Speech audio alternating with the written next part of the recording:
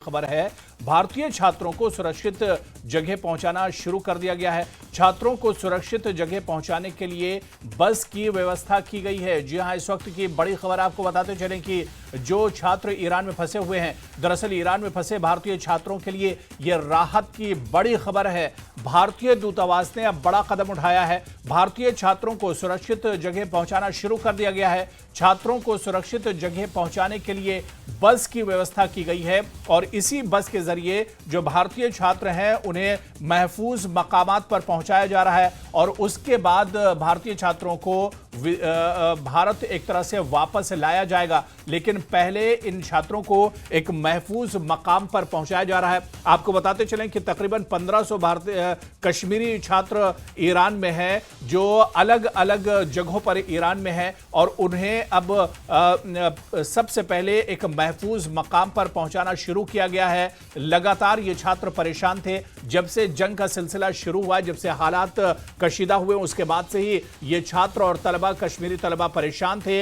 इन्होंने बाकायदा वीडियो बनाकर भी एक तरह से अपील की थी और अब ये बड़ा कदम उठाया गया है। भारतीय दूतावास ने बड़ा कदम उठाया है। भारतीय छात्रों को सुरक्षित जगह पहुंचाना शुरू कर दिया गया है। भारतीय दूतावास ने बसों की व्यवस्था की है और ईरान में फंसे भारतीय छात्रों को अब राहत मिलना शुरू हुई है और जो भारतीय छात्र हैं, खासतौर से जो कश्मीरी छात्र हैं, उन्हें अब महफूज मकाम पर पहुंचाया जा रहा है।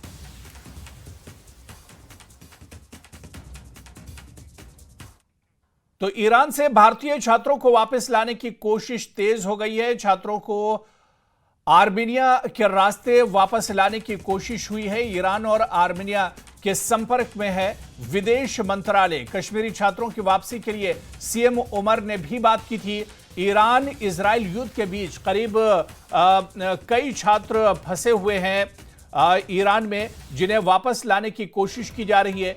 करीब 1500 भारतीय छात्र ईरान और तेहरान और शिराज शहर में फंसे हुए हैं, जिसमें से ज्यादातर जम्मू कश्मीर के रहने वाले हैं, जिन्हें आर्मेनिया के रास्ते भारत वापस लाने की कोशिश तेज हो गई है। इसे लेकर विदेश मंत्री डॉक्टर एस जयशंकर ने आर्मेनिया के विदेश मंत्री से भी बात की है। आर्मेनिया के विदेश मंत्री ने कहा है कि भारतीय विदेश मंत्री एस जयशंकर से क्षेत्र की वर्तमान स्थिति पर चर्चा हुई है। संकट के समय में लगातार संपर्क और निकट सहयोग का कोई विकल्प नहीं है। वहीं भारतीय विदेश मंत्रालय की तरफ से कहा गया है कि कुछ छात्रों को ईरान में सुरक्षित स्थानों पर मुंतकिल किया जा रहा है और बाकी के छात्र भी भारतीय दूतावास के संपर्क में हैं। तेहरान में भारतीय दूतावास लगा